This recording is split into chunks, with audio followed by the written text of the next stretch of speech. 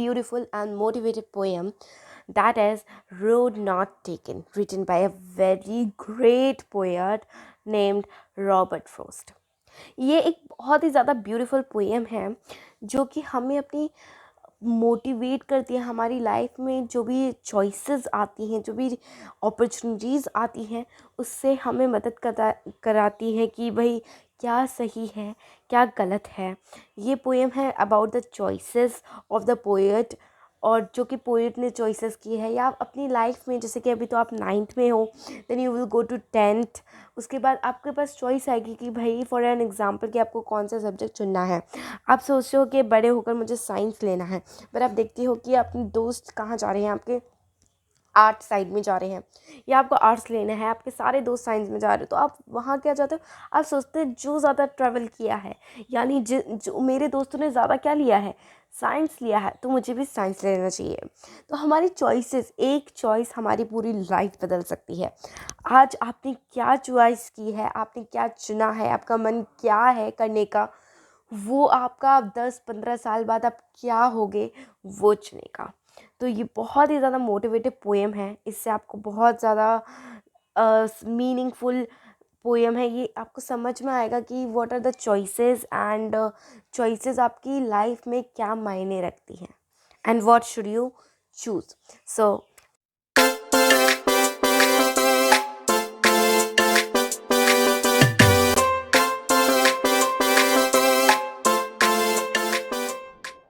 this beautiful poem is written by Robert Frost, that was born on 26 March 1874।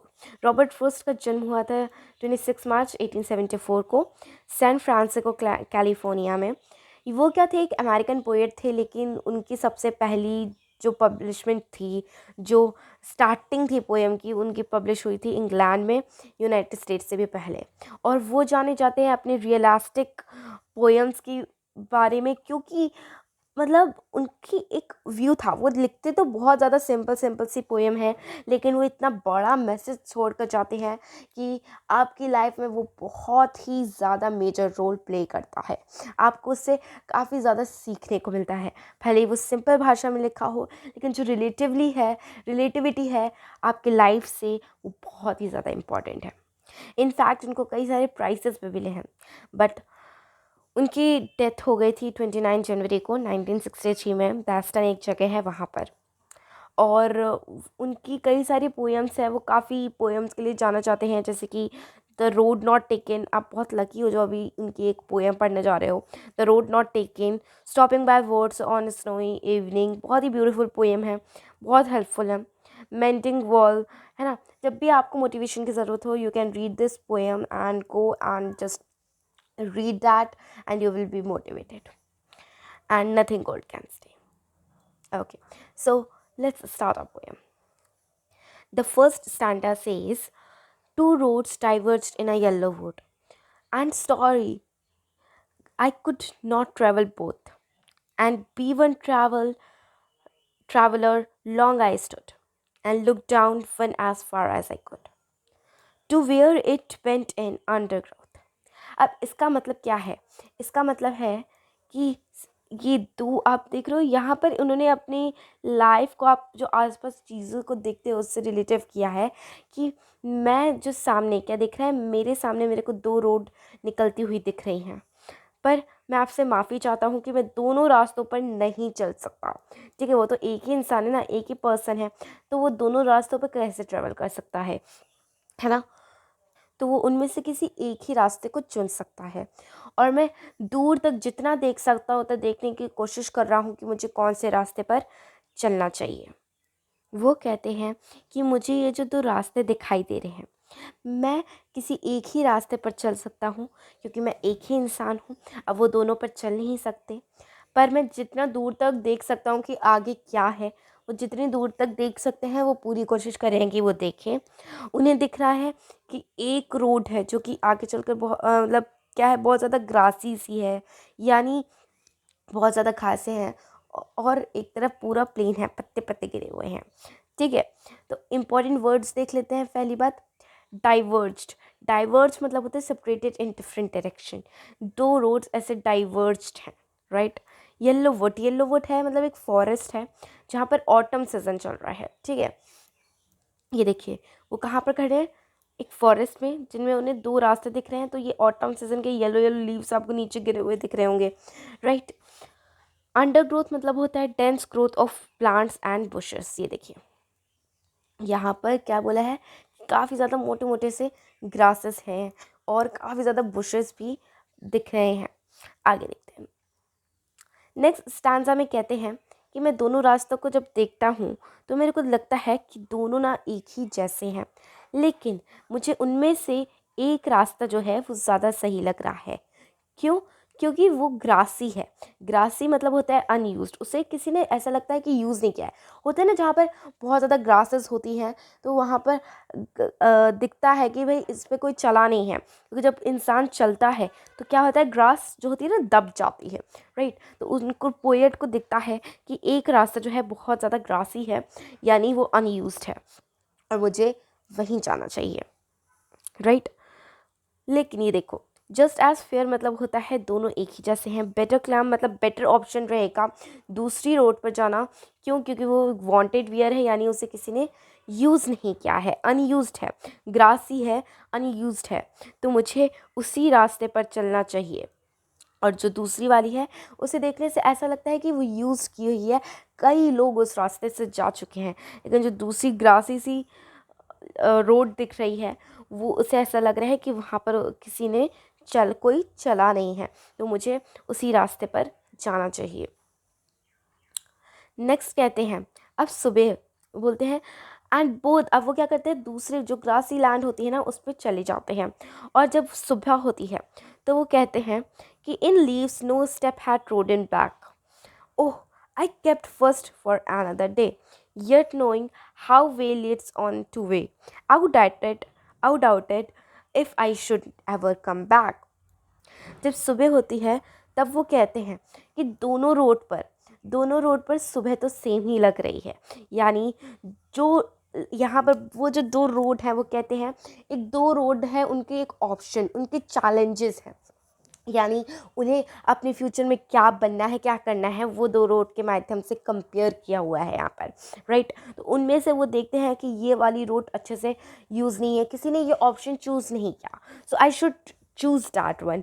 Okay, तो वो कहते हैं कि मुझे ये वापस चूज़ करना चाहिए, और अगर ये सही नहीं हुआ तो मैं वापस आ जाऊँगा और दूसरी रोड चूज़ कर लूँगा। लेकिन जब वो सुबह होती है तब वो कहते हैं कि दोनों रोड पर सेम मॉर्निंग है, सेम सूरज है, राइट, सुबह एक ही जैसी है, यानी कि दोनों रोड में ही सेम चैलेंजेस हैं। अगर मैं इस रोड पे जाऊँ तो वो भी उतना ही चैलेंज फेस करेगा वो आदमी जितना वो कर उस रोड ने दिया है, राइट। दोनों तरफ ही चैलेंजेस है, दोनों तरफ ही अपॉर्चुनिटीज़ हैं कई सारी, राइट।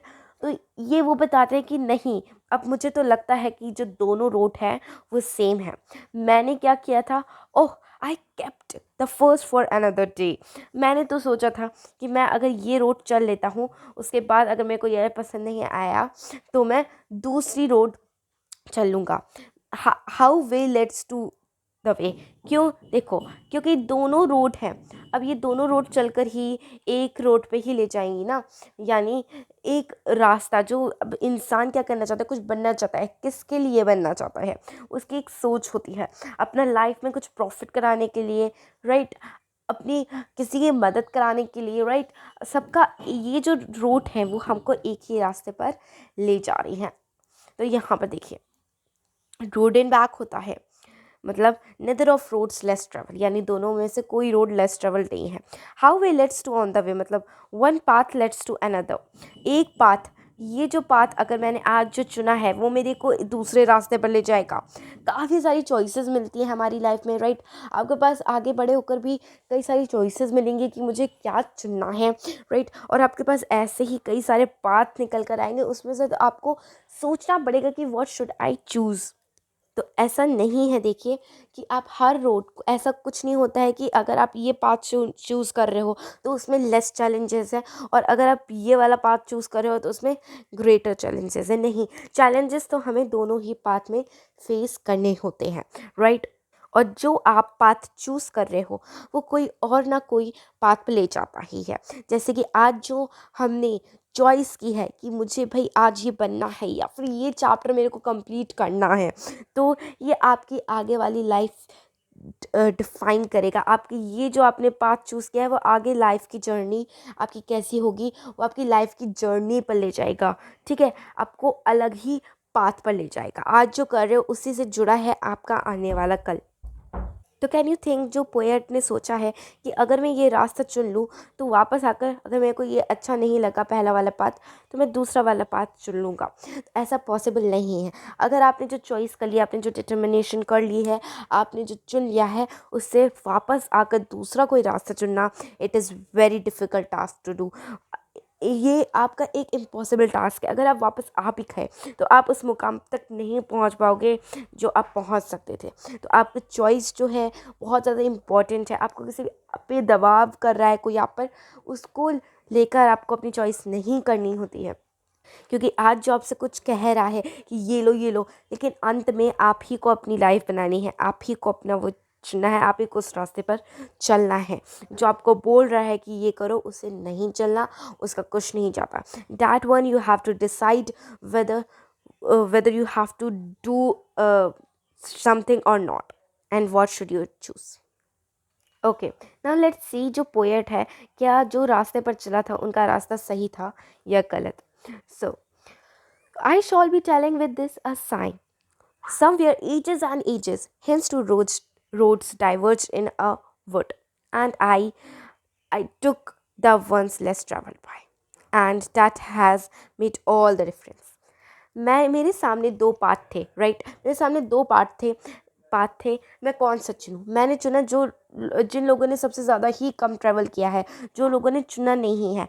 एक्चुअली वो पाथ क्या था? पोएट का, राइट, पोएट का पार्ट था, ठीक है। तो उन्होंने जो लोगों ने भी बहुत ज़्यादा कम चुना है, तो उन्होंने वो पाथ चूज़ किया, जो उनकी मन था उन्होंने वो चूज़ किया। तो वो कहते हैं अब मैं ये डीप ब्रीथ, साइन मतलब होता है डीप ब्रीथ लेना, ठीक है, डीप ब्रीथ लेकर मैं आराम से ये कह सकता हूँ कि कई सालों बाद, मतलब कई समय बाद, आज मैं आराम से ये कह सकता हूँ कि जो मैंने जो रोड ट्रैवल किया, जो मैंने पाथ चूज़ किया, वो बिल्कुल सही था। और आज मैं ये आराम से कह सकता हूँ। जो दो पार्ट थे, मैं अगर उसमें से शायद दूसरा वाला पार्ट चूज़ करता तो शायद उनके पास इतनी अच्छी खुशी, जो उनकी प्राउडनेस था, जो उनके अंदर फील था, वो ना होता, कुछ अलग फील होता। तो उनकी अपनी चॉइस से उन्होंने वो चुना। That is very beautiful thing, and it is very important to choose the one that you want. और उनके उस एक डिसीज़न से उनकी पूरी लाइफ चेंज हो गई। और आप जो डिसीज़न लोगे, आप जो चूज़ करोगे, उससे भी आपकी लाइफ डिपेंड है। As you saw, it is very beautiful and motivated poem. So let's discuss the themes of the poem. तो ये जो पोएम थी हमें दिखा रही थी कि चॉइसेस कैसे कैसी करनी है, with what we have to choose, what is incorrect और नॉट, राइट। हमें बताया गया है कि हम चॉइस कैसे करें। Dreams, it is fully depend on our dreams. आज आप क्या सोचो, क्या सपने हैं आपके करने के। डिसीजंस, आप कैसे डिसीज़न ले रहे हो लाइफ में, it is very beautiful thing to do, right. आपके डिसीजंस लेना बहुत ज़्यादा डिफ़िकल्टीज आ सकती है कि मैं क्या करूँ, बट टाइम लो डिसीज़न लेने में, इट्स ओके। बट इतना भी समय, कई बार कहते हैं ना कि ज़्यादा समय मत लो, नहीं तो डिसीज़न भी काफ़ी गलत हो सकता है, राइट। लेकिन आप उतना कम समय भी मत लो जिससे कि आप डिसीज़न अपना कर ही ना पाओ, और उस डिसीज़न की वजह से आपके जो फ्यूचर प्लान है वो पूरा बर्बाद हो जाए। Next is your future plan.